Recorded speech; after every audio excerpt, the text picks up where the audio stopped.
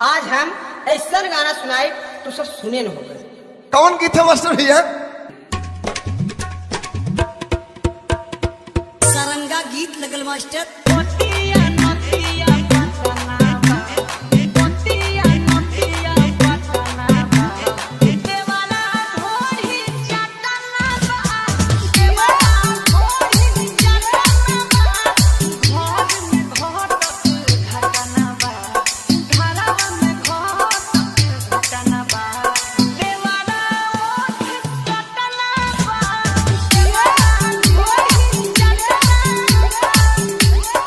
DJ Rajbhar king, DJ Rajbhar king, DJ Rajbhar. Mundiyar Phulpur Azamgarh, Mundiyar Phulpur Azamgarh, Mundiyar Phulpur Azamgarh.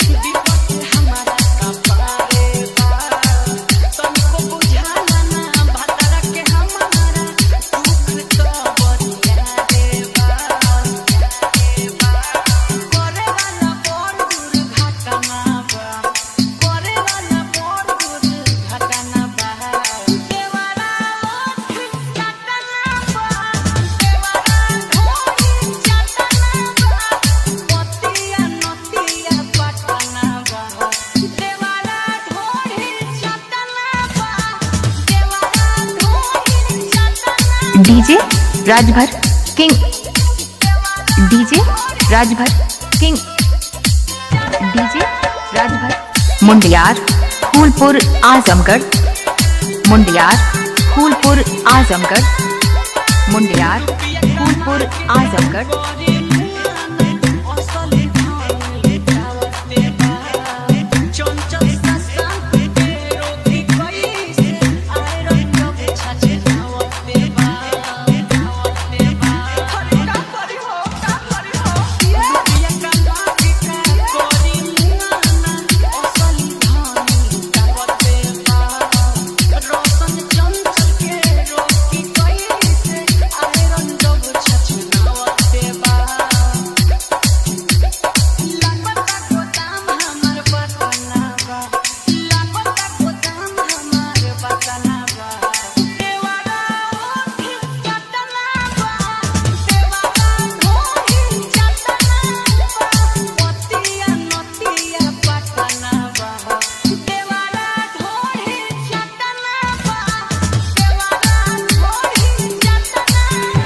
Mundiyar Phulpur Azamgarh, Mundiyar Phulpur Azamgarh.